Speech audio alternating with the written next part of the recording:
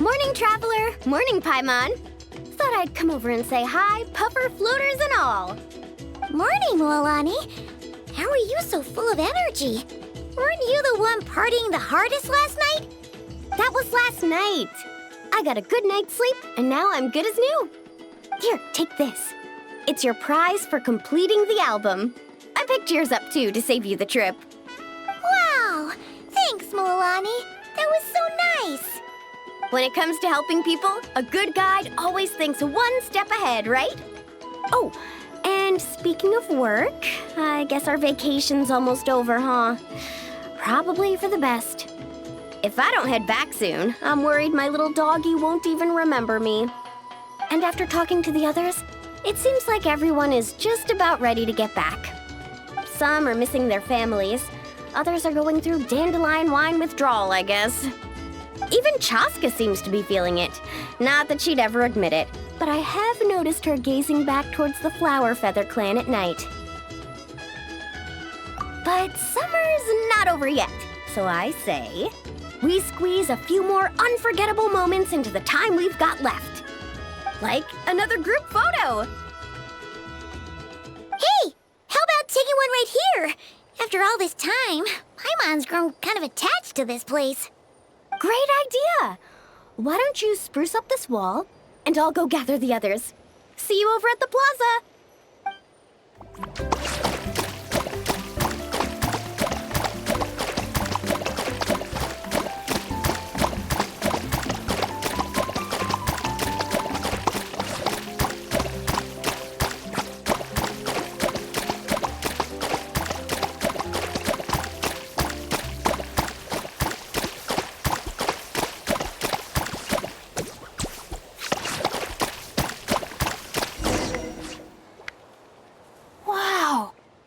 Amazing!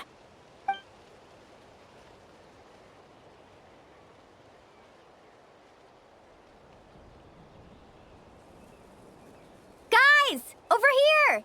We're gonna take a picture together! Oh, not bad, not bad. You're all looking full of energy this morning. Not a trace of bedhead or dark circles in sight. Whoa, you even look out for stuff like that? Well, what kind of guide would I be if I didn't pay attention to the details? Yeah, and what kind of bard would I be if I didn't appreciate a good drink? What's that got to do with anything? Somehow, though, I know exactly what he means. Do you really think that? Or are you just playing along to keep Tone Deaf Bard happy, too? I see no harm in a bit of nonsense. Here, put on this Asha headband. It's a souvenir from the rest of us.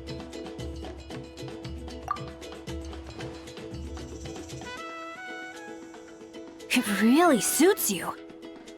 Alrighty then. 3, 2, 1. Paimon? Sorry. All that nonsense has got Paimon's head muddled. Her mind's gone completely blank. Don't want it all to end, huh? Are you worried once you say those words, the vacation will officially be over? How the... Paimon thought peacemakers couldn't read people's minds. Oh, Paimon. Don't worry, Paimon. Summer's sure to come again. Just like you said when you made that wish to the Pyro Archon. Even though we'll all be going our separate ways, as long as we cherish each other's friendship, I just know that our paths will cross again. Bennett's becoming quite the talker, huh, Professor Venti? Well, I wouldn't dare take credit for something like that. Your tone would suggest otherwise. Come on! Paimon was just starting to feel inspired! Why don't we just give it another try? Yeah, let's do it all together this time. Huh. What should we shout? Sounds good! 3, 2, 1. Lucky Star! So, what are your plans for the future, Bennett?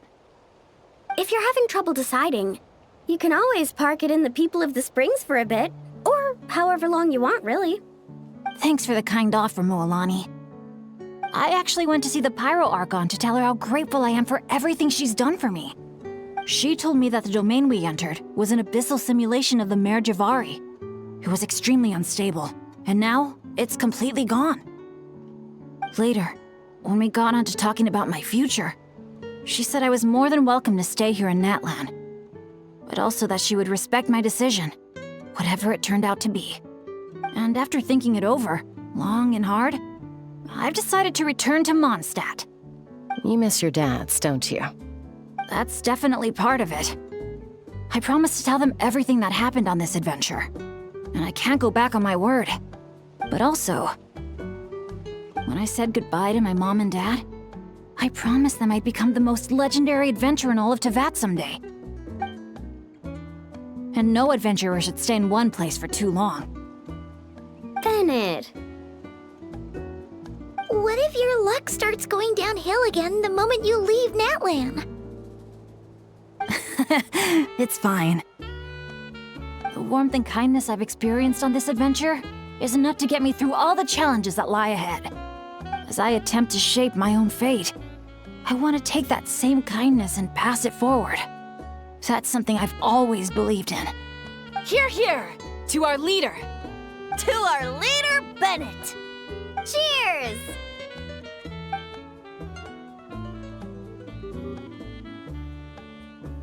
Oh, this is gonna be another all-nighter, isn't it?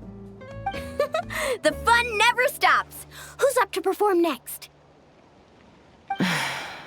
Bennett's almost fallen asleep several times now. No.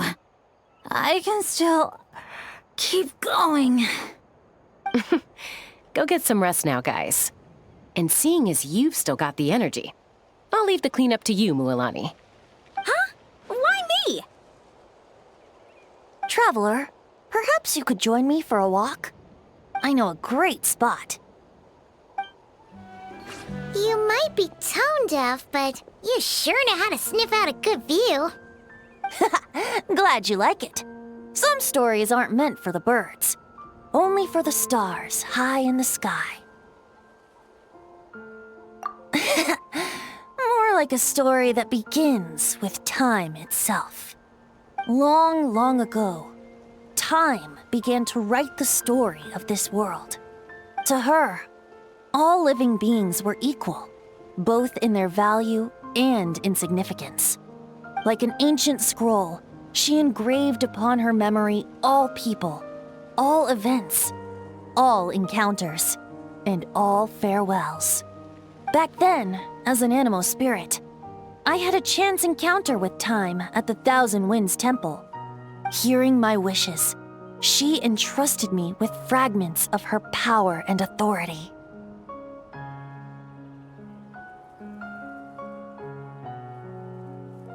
Sounds like you've heard the story of time in the wind before. Charming, isn't it?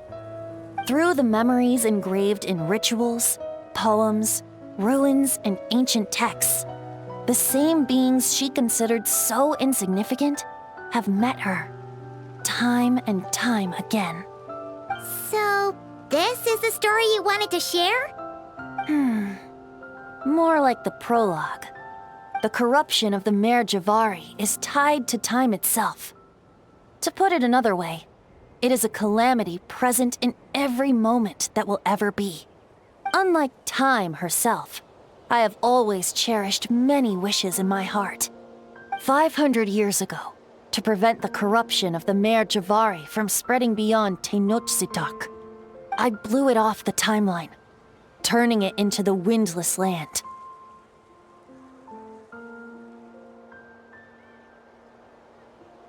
Oops, seems like I may have confused you. If you're asking about how the Mare Javari disappeared from Tenochtitak 2 or 3 decades ago, there may be someone else better suited to tell that story. The Mare Javari has been the bearer of too many stories that weren't meant to be its own. I merely played a part in one of its chapters. And the choice I made 500 years ago came with a price. Some souls were unable to return to Mondstadt as a result. while others stayed to settle in this land, merging with the Monitu to become the Asha we see today. So the reason you're here in Tenochtitlan is because... Correct. I'm here to collaborate with the current Pyro Archon, Mawika. Correct again. The flame was our signal. Only by having Mawika open a rift between that space and the true Mare Javari could I sneak in and bring back all the souls who wish to return. As for my little trick of bringing back memories as well, it's not the first time I've pulled that off. Mawika also mentioned that you were planning to introduce us. Looks like I beat you to it, huh? I was glad to discover that she shares my love for fine wine and freedom. We got along great. Well, it really took it out of me for a few days. In fact, I still feel pretty dead on my feet even now. Oh, really? But thinking of all the Aefa mead and dandelion wine still left to drink, I suppose I can hang in there a little longer. You don't look that tired to Paimon. So, don't think you can just pull out that little excuse and we'll suddenly foot all your bills. Oh, how you wound me, Paimon. You'll hook me up with some good liquor, won't you, Traveler?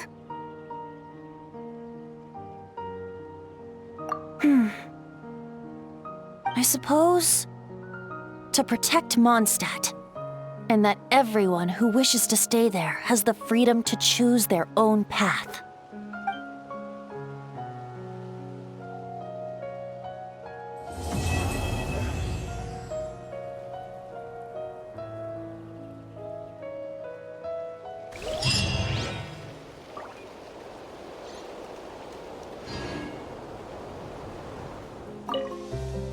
Thanks for coming on this adventure with me, Traveler.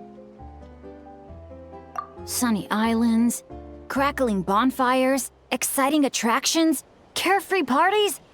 If I didn't know better, I'd say it was all a dream. But knowing it was all real, I'm starting to feel emotional again. This must be true happiness, huh? Not only did I finally meet the people dearest to me, but together with my closest friends, I spent a summer I wish could have lasted forever. I really am the luckiest person in the world. I picked out gifts for my dads and everyone back in Mondstadt. I was convinced my bag would be big enough, but I ended up having to buy another one just to squeeze everything in. I also picked up a bottle of concentrated honeydew.